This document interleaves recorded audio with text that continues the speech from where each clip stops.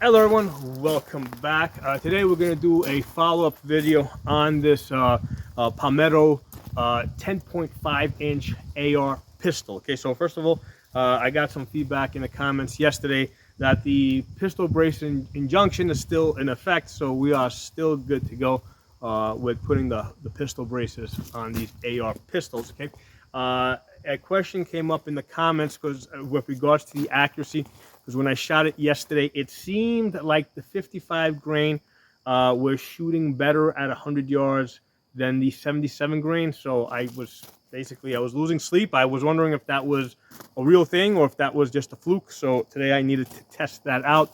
So what I decided to do today is I did most of the shooting at 200 yards. Now, with 200 yards, basically I gotta back up that way into the woods, and I'm going a lot more, doing a lot, because this area over here looks like it's clear, but once you get a little further back, right, I start walking through a wooded area. Okay, so the first thing I want to talk to you guys about is moving around with the 10.5 inch AR pistol. Like, holy shit, it is a lot more comfortable than moving around with a 16 inch AR rifle. Okay, so a hell of a lot lighter, a lot more comfortable.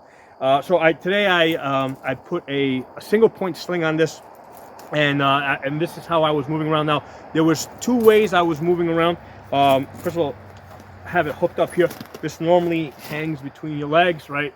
So you can get up on target really easy, right? But the thing is, as you're moving around, this is going to be hitting you in the nuts. So what I will do is I will basically hang it up like this, and this is a really easy way to move around. Now, with this method over here, the weight, of course, is, even though it's lighter than a rifle, it's still got some weight to it. It's in front of my body. So for most of the moving, what I did is I actually flipped it around to this side, and then what I do is drop that like this, and then I'm able to roll this around, and I'm able to walk around on the woods. Okay, around the woods, back and forth over uneven ground, and it didn't slip out even once like that. Okay, now I am using a 20 round magazine. Okay, just because it's, when I get into position to shoot, it doesn't hit the table or the ground depending on what I'm shooting off of. So with the 20, if I had a 30 round magazine in there, it's even better with locking it into place on the sling, right? Because this thing, as you're moving around, it doesn't want to do like that. If the magazine's a little bit longer, it will like absolutely lock it into place. So from this position here to retrieve it, basically I gotta bring it around and basically dump it out. It is a little bit slower. I find that the 2-point sling is easier to retrieve off of your back. That just rolls around, you come up on target. So retrieving this from my back is a little bit slower. However, if I'm hanging it here in the front, that's pretty damn, that's fast, right? To go from here, because I don't even have to take it out.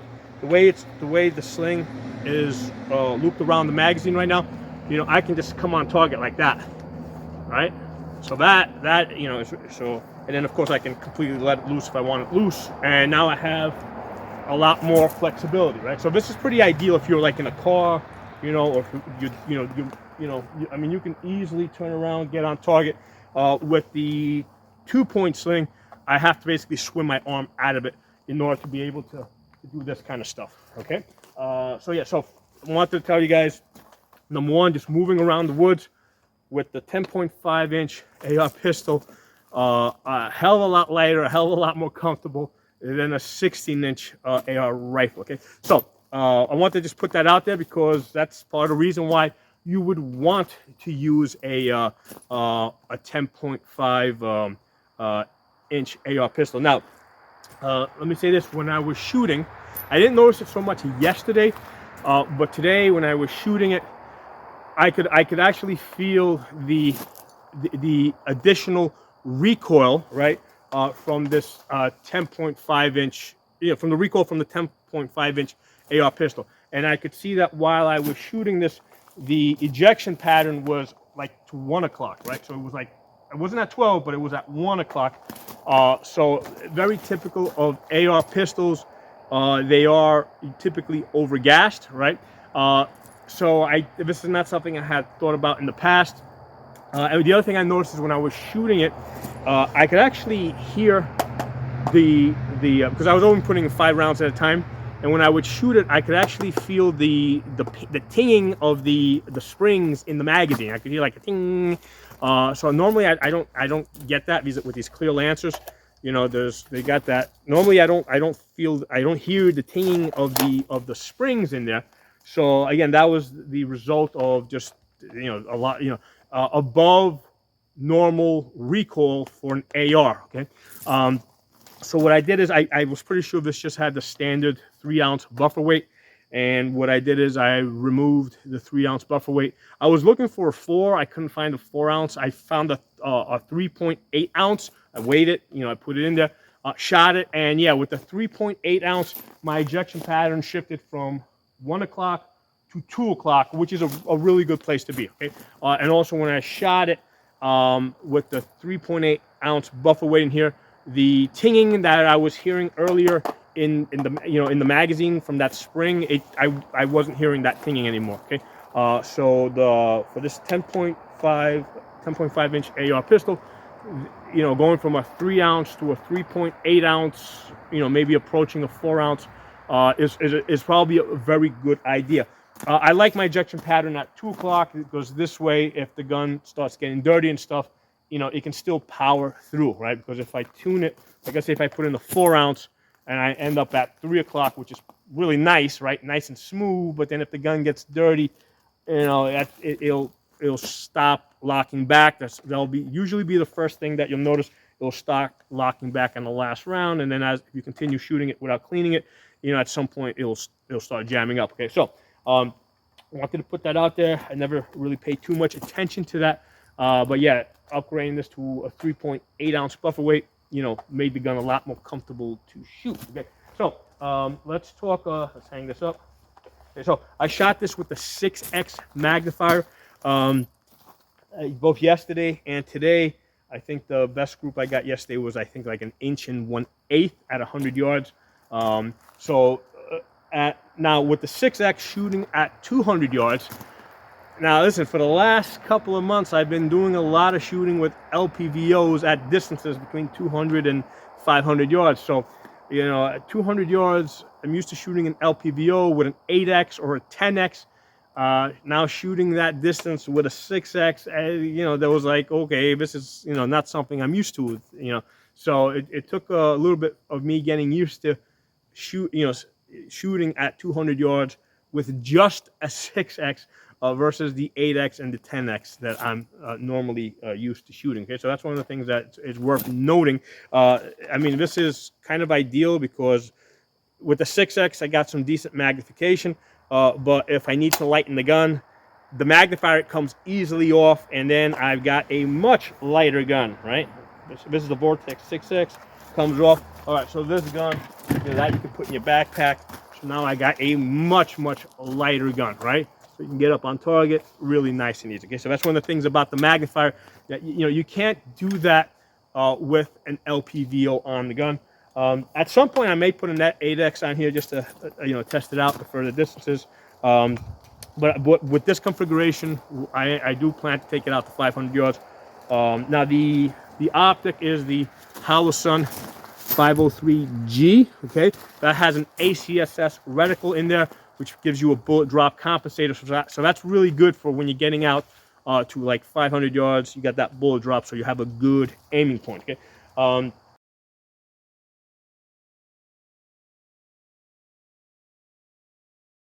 At 200, because I have a 50-yard zero on this, if I had to make some adjustments, where are they?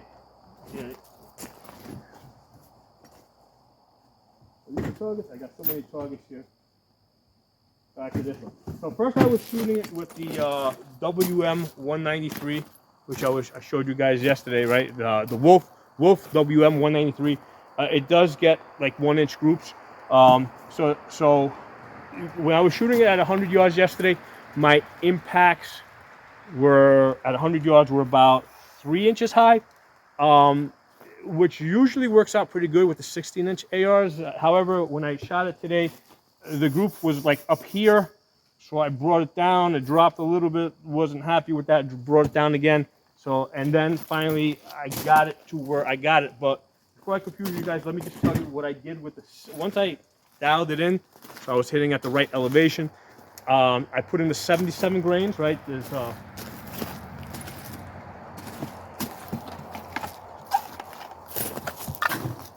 77 grain 223 Sierra Match King, okay, on target. So I use this stuff because it is like the most budget 77 grain ammo that you can get. Okay?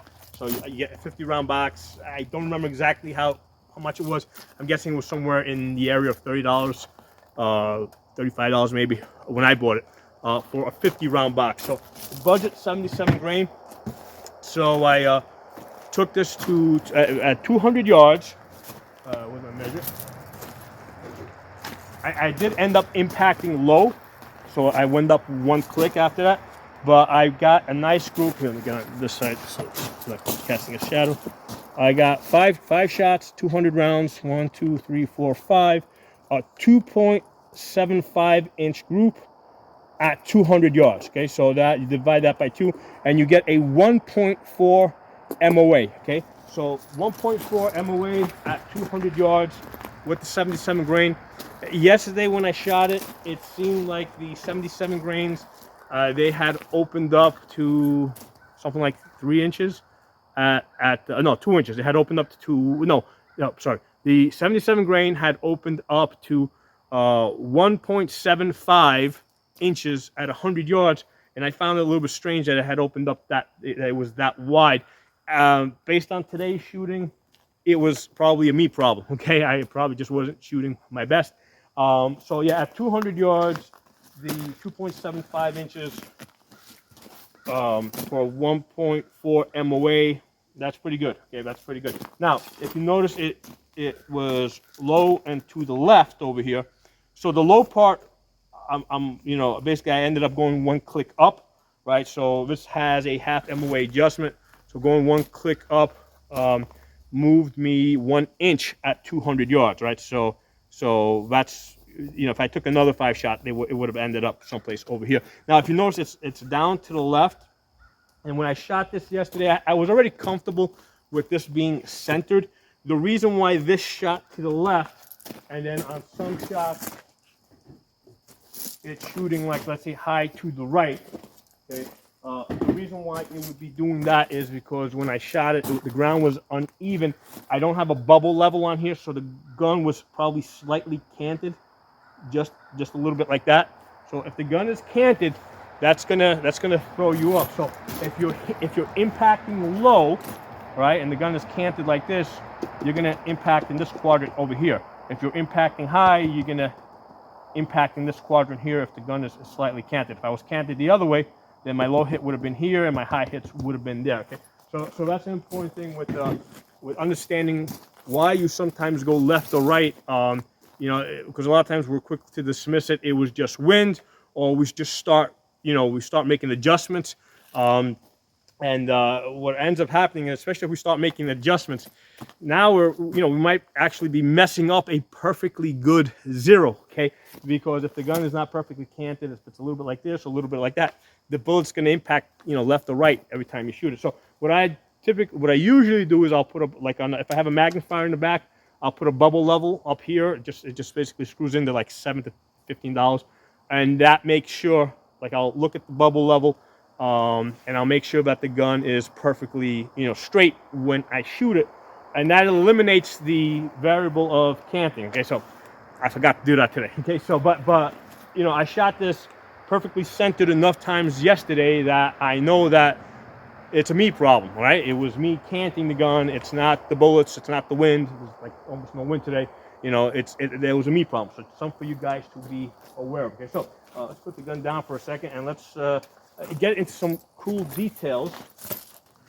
So the first thing is, like I said, I'm comfortable. This day I was wondering we were wondering if the lighter bullets would work better in the 10.5 inch barrel. Not the case. It's just the way I was shooting it, because today the 77 grains shot better. Okay, at longer distance, at 200 yards. Okay? when I shot it with the Wolf WM193, hold on, let me go get a box of that so you guys can see it. Okay, so first I shot it with this stuff here, this WM193, which is decent ammo. I will typically get 1-inch groups at 100 yards with this stuff. So, you know, rather than use the more expensive ammunition, a lot of times I'll work with this, and then after I feel really comfortable, I'll try some expensive 77 grain ammo. But what I did today is I ran it through the chronograph.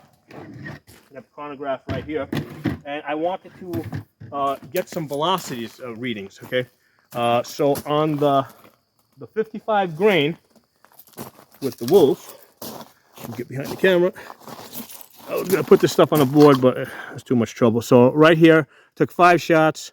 Get my finger out of the way because I'm creating a shadow over here. So we got 2403, 2488, 2553, 2538, 2539. Okay, so you see over here, you got like 3 shots, 53, 38, 39. Those are pretty close. That's why sometimes like you get like 3 shots that are like right on top of each other, right?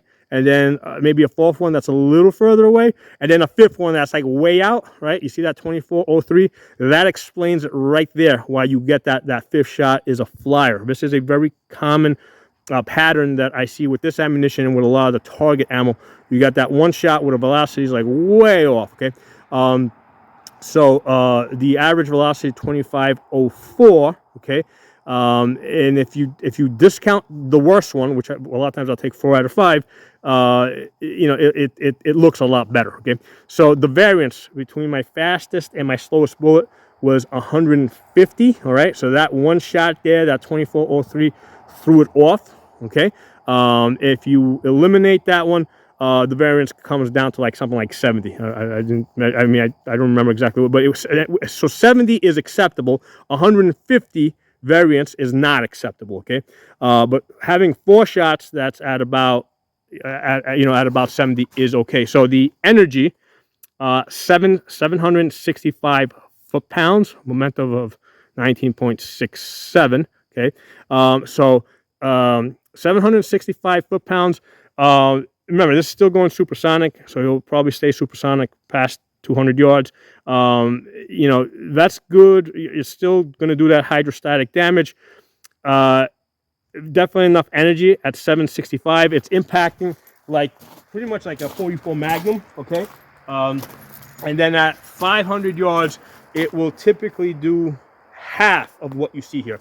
So if that says 765 at 500 yards, the energy would be about 350. Okay, so 350 is about what I typically get out of 9mm target ammunition. Okay, so that's still decent at 500 yards. Now, a lot of times people will talk about, well, you know, with the 5.56, when the velocity drops that much, all you're doing is making little pinholes, right? You're making little 22 holes. You're not doing that hydrostatic damage. But what I like to remind people is that, you know, between zero distance, between CQB and 200 yards, yeah, you need to stop the threat, right? You need to drop them. You need to do maximum damage. But past 200 yards, right?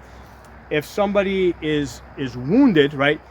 You know, if they're out at 300, 400, 500 yards, if they are wounded, they're not going to continue to charge forward, okay? They're going to turn around and go away, okay? They're going to, you know, go take care of themselves. So if they get wounded inside of 200 yards, especially if it's an open field, what they might be thinking to themselves is that their best chance of survival is to continue to attack forward and defeat you, okay? Because if they turn around, let's say at 100 yards and try to run away, they can get shot in the back, okay? If they're out at 500 yards, right, and they get hit, and, you know, they have a good chance of turning around, you know, and disappearing into the woods. And it's, you know, unless they're out in the open, it is a lot harder for you to shoot them in the back as they're running away. So that's the reason why, yeah, inside of 200 yards, you know, we need to drop them, right? But past 200 yards, you know, once you get out to 300 yards plus, wounding is okay, right? Because now they're going to turn around and they're going to go away. And there's a good chance that now you're also going to tie up like maybe 2 or 3, maybe 4 of their buddies that need to take care of them and maybe carry them. Okay. So anyway, let's talk about the 77 grain, because I also ran that through the chronograph. That page. My book is a disorganized mess. Okay, here you go. This got its own page. Okay, so with the 77 grain, it'll be easier for you guys to see though, because there's not a whole lot of stuff on this page. On a 10.5 inch barrel, 77 grain with this on target ammo, the velocities are 2345, 2368, 2308. Let me get my finger out of the way because of the shadow. Oh, sorry, we said 2345, 2368, 2308. 2312, 2389 for an average of 2344. Okay, so with the variance here of 81, so the difference between the fastest and the slowest bullet was 81 feet per second. That's actually a lot higher than I expected. Usually with the 77 grain match grade stuff, I usually see a variance of about usually below 50 feet per second. So this is a bit on the high side, but hey, it might have just been, one of these might have just been off like that. That 2308, maybe that would, well, actually, it might be on the high side, because the 2389, that's the one that seems to be the most different from all the others. So I think we got a fast one here that's where most of the deviation is. Okay, anyway, using the average speed of 2344, I did an energy calculation, 940 foot-pounds with a momentum of 2578, okay? So, the interesting thing here is, first of all, energy of 948. I mean, that's decent, because now we're well past, we're beyond 44 Magnum. We're into the range of, let's say, like 454 Casull. So we're getting close to almost 1,000 foot-pounds of energy. So that's pretty. And if you take half of that, right, let's say at 500 yards, that's going to deliver, let's say, about 450 foot-pounds at 500 yards, right? About roughly half of that. So yeah, now it's like a 10 millimeter at 500 yards. I mean, that's good energy, right? So what I think is happening here, because there's a significant increase in energy, right? We'll talk about the energy number and momentum, right? Because we jumped from like 19 up to 25, and the energy goes from, what did I say, was 765 up to 940. Okay, so that's like a difference of like almost 200 foot-pounds. So that's like a difference of like a 38 special or something. That huge increase in energy is, I think, the result of the 77 grain being heavier, a little bit slower. So because it's slower, it spends more time in the barrel, and the gunpowder gets a better chance to burn. So with the 77 grain, we get a more complete burn. Okay, so I think that's the reason why the energy jumps up from roughly 750 in the 55 grain up to like almost 950 in the 77 grain. Okay, so the heavier bullets, I think, are going to make a significant difference in power, right, in the short barrel, right? When I look at the difference, let's say between the 55 grain and 77 grain in a 16-inch barrel, the energy difference I don't recall it being that much. Okay, this is a significant energy difference here. Actually, let me see if I can. Let me pause the camera. I should have that data over here. Give me a second. All right, so I was able to find a difference in that 18-inch barrel. So in the 18-inch barrel with the 77 grains, you're going to get something like 1,200 foot-pounds of energy. And then if you go to a 55 grain and an 18-inch barrel, you get like an 1150. Okay, so there's an energy difference there of just 50 foot-pounds of energy versus the 200, the difference of about 200 that we're seeing in the 10.5-inch barrel when we go from 55 to 77 grain. So yes, based on the data and calculations I have made on the chronograph, it makes a difference, especially downrange. If you're trying to deliver power, shooting 77 grain bullets, they're going to deliver an extra like 200 foot-pounds of energy. So thought that's very interesting. And again, and the reason why I think is because the slower bullet is spending more time in the barrel, getting a more complete burn, versus, let's say, the 16 and the 18-inch barrel. Even if you're shooting 55 grain bullets, by the time they get to 16 and 18 inches, they mostly already have that complete burn, regardless of whether it's a 55 grain or a 75 grain. Okay? So let's take a look at some of the. I wanted to spend a little bit more time looking at the Wolf WM 193. So when we did the velocity calculations, we saw that it was very typical to see like 4 rounds that, you know, or 1 round where the velocity was like way off, and then we see it here. So first I was shooting high, so I got, if you look, just looking at the circles, I got 1, 2, 3, 4, right?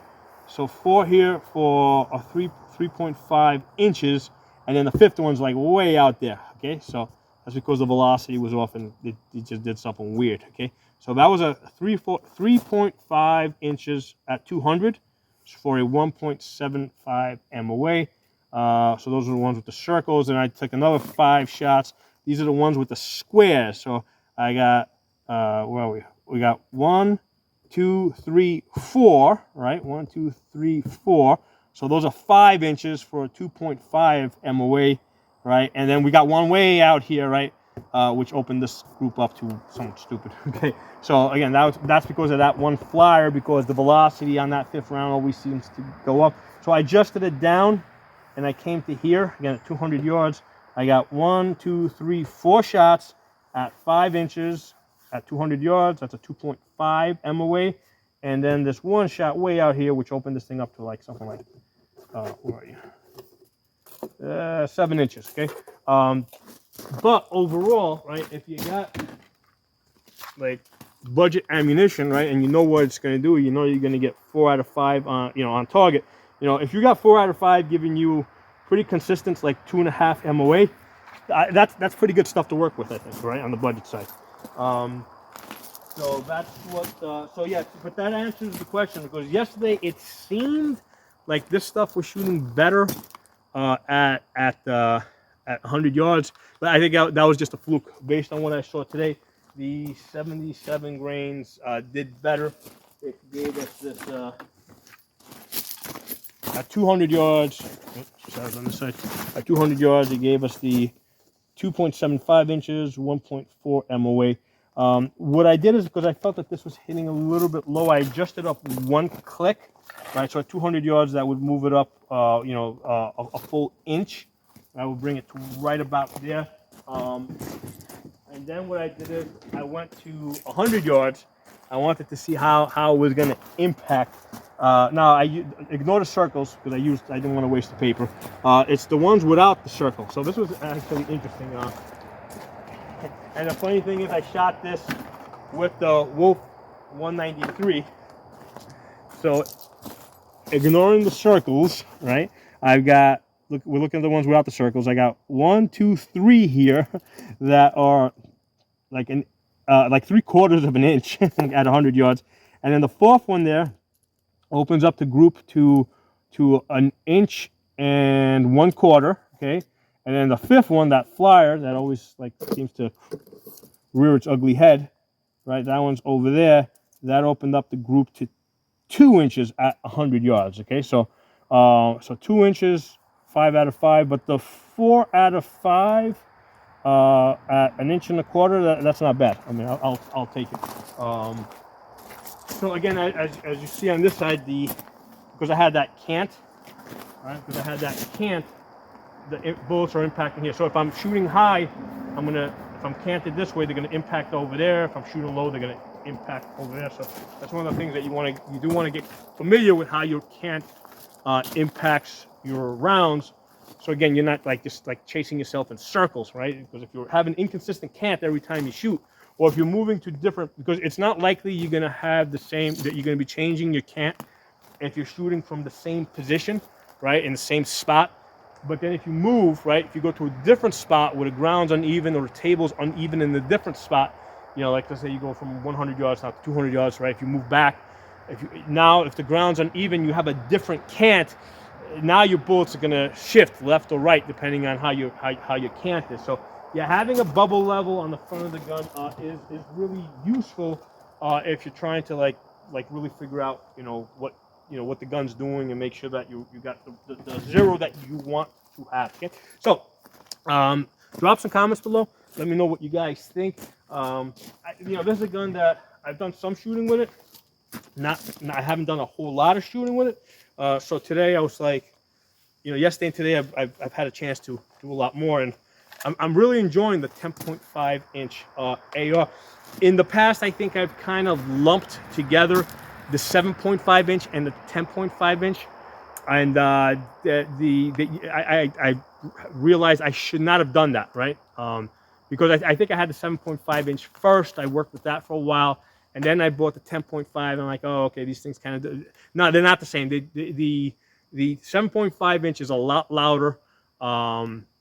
It has a lot more of a muzzle flash. This one over here, it's not as loud. Now I do have a linear comp on it, right? That's the Core Valley. You can see the front over there. That's the Core Valley linear comp. That's a blast diverter. It basically sends more of the noise downrange.